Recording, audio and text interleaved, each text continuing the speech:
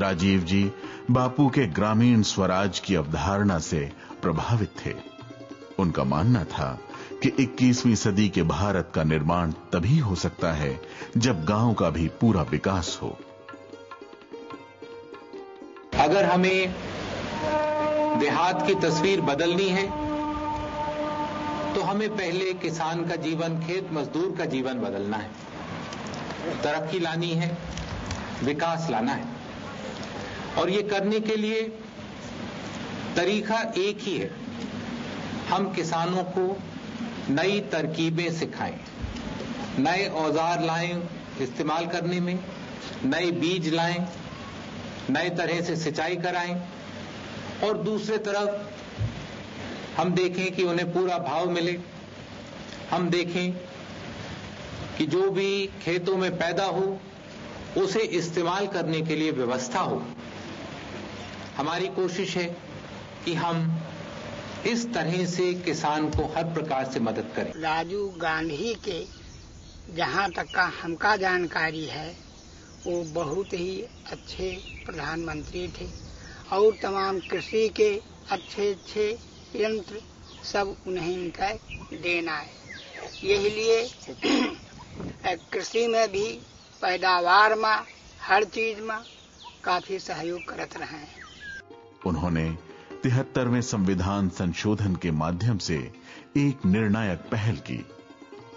अपने द्वारा अपनों के लिए अपनी सरकार को वास्तविक स्वरूप दिया। हमने आजादी की लड़ाई में, आजादी के बाद संविधान में वायदा करा था कि हम हमारे लोकतंत्र के जो तीसरा कतार है उसे हम मजबूत करें। पहला और दूसरा जो दिल्ली में चलता है और जो राजधानियों में चलते हैं वो तो खूब मजबूत हो गए, बहुत से चुनाव हुए और उनकी जड़ बहुत अच्छी तरह से जम गई है और उन्हें कोई हिला नहीं सकता है। लेकिन क्योंकि तीसरे कतार पे कमजोरी रह गई है तो कुछ कमजोरी पहले और दूसरों पर भी उसकी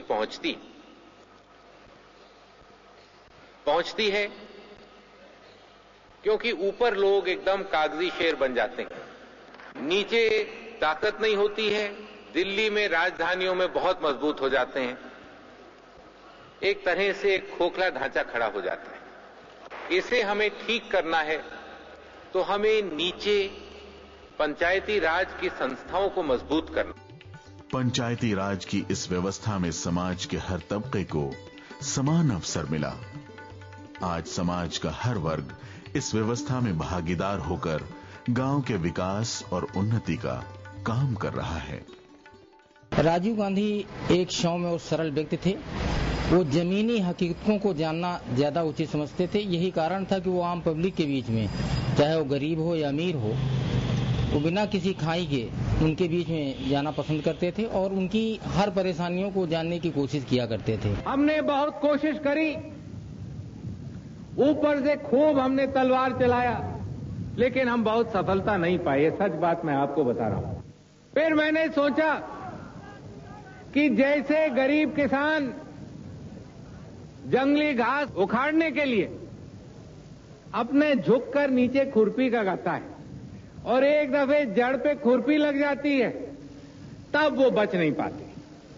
तो आज मैंने सोचा कि हम आपका हाथ मजबूत करें, जिसमें आप खुरपी लेकर ये भ्रष्टाचार और शोषण और सामंतवाद जो चलता है इसे खत्म कर डालें। सूचना और प्रौद्योगिकी के मामले में दुनिया में भारत की साख है और इस साख की हर इबारत पर राजीव जी का नाम अंकित है। आज अगर आप देख सकते हैं, जब उन्होंने कंप्यूटर की शुरुआत करी थी 1980 में, उस टाइम पे उनकी दूरदर्शिता इस बात से जाहिर होती है कि आज इंडिया सबसे बड़ा एक्सपोर्टर है एक तरह से कंप्यूटर इंजीनियर, सॉफ्टवेयर इंजीनियर्स का, तो वो सिर्फ उनकी दूरदर्शिता की वजह से है। और आज एक आम आदमी भी इस चीज का फायदा उठा पाया है, क्योंकि उस टाइम पे उन्होंने इसके प्रगति के बारे में सोच लिया था। हमें देखना है कि नई से नई विज्ञान, नया से नई टेक्नोलॉजी हम लाएं, हमारे देहात तक पहुंचाएं, हमारे शहरों तक पहुंचाएं, और उसका पूरा इस्तेमाल करें देश को एक छलांग लगाकर आगे ले जाने के लिए। राजीव गांधी जैसे कि यूथ हमारे प्राइम मिनिस्टर थे अपने वक्त के, वो जानते थे कि आज की क्या जरूरत है, इसलिए वो सबसे बड़ी बात थी जो कंप्यूटर लेकर आए यहाँ पे। कंप्यूटर के अलावा पंचायत सिस्टम को मॉडिफाइड किया। उनसे भी बड़ी बात कि वो लाना चाहते थे कि साइंस के बिना तरक्की नहीं हो सकती। जो जवाहरलाल नेहरू ने सपना देखा था, कहीं ना कहीं उसी को सच करने के फिराक में उन्होंने कंप्यूटर से लेकर इंडस्ट्रियल रिवोल्यूशन को पहलू दिए। ये जरूरी है कि उनका छोटा पीरियड रहा, लेकिन छोटे से पीरियड में आप देखोगे कि उनका वक्त साइंस के उसमें बहुत तरक्की किया है। हमारी कोशिश है कि हम टेक्नोलॉजी को गरीबी में भारत के गरीब लोगों को ऊपर उठाने में लगाएं। इसीलिए मैंने कई टेक्नोलॉजी मिशन चालू किए और दूसरे एरियाज में भी टेक्नोलॉजी को हम लागू करने की मदद करने, लोगों की मदद में हमने लगाया है।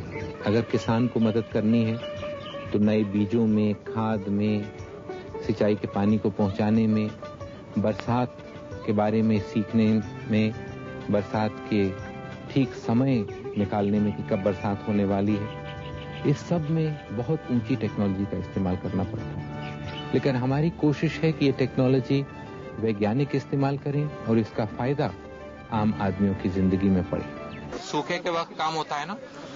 सूखे का होता नहीं। छेड़ी गाँव है, ये क्या एक बार मिले तो 4 दिन घर बसते से एक बार मिले तो 4 दिन नहीं। एक बार मिलता है, 4 दिन नहीं मिलता है। वर्षों पहले राजीव जी ने आज की दुनिया की कल्पना की थी। अपने प्रधानमंत्रित्व काल में उन्होंने नई प्रौद्योगिकी के विकास के लिए कई कार्यक्रमों को बढ़ावा दिया। भारत को एक नई शताब्दी के लिए तैयार करना है। हमें भारत को 21वीं शताब्दी में ले जाना है। कौन सी नई चीजें हैं जो हम इस्तेमाल कर सकते हैं, हमें नई तरह से सोचना है। खाली विज्ञान और टेक्नोलॉजी में नहीं, लेकिन हमारे शासन में भी हमें एक नए विचार डालने हैं जिसमें तेजी से चले, ज्यादा फायदा पहुंचा पाए। आज की डेट में अगर आप देखें तो एक गरीब से गरीब आदमी का भी यूनिक आइडेंटिटी कार्ड बन रहा है, जो कि एक टेक्नोलॉजी की देन है और एक कंप्यूटर और एक जो भारत में टेक्नोलॉजी उसकी देन है। राजीव गांधी ने देश के लिए बहुत ऐसी चीजें करी हैं जिनको हम आज भी याद करते हैं और हमें गर्व है उन पे। जो आजकल की एज है उसको मेरे हिसाब से मैं गूगल एज बोलूंगा, क्योंकि हम जितने भी नौजवान जितने भी लोग हैं, हम आजकल कुछ भी यूज करना हो तो हम सीधे गूगल करते हैं और हमें सब कुछ पता चल जाता है। तो इस सब की देन कंप्यूटर टेक्नोलॉजी जो आम आदमी को मिल रहा है, आम आदमी के पास पहुंच रहा है। एक पहले गरीब तबके के जो लोग थे उनके पास टेक्नोलॉजी का एक स्रोत नहीं था उनके पास, बट अब उनके पास भी टेक्नोलॉजी आ रही है और मतलब वो यूज कर पा रहे हैं डेवलपमेंट के लिए अपनी। तो इस सब की देन कहीं ना कहीं जहां से शुरुआत हुई वो राजीव गांधी जी ने करी।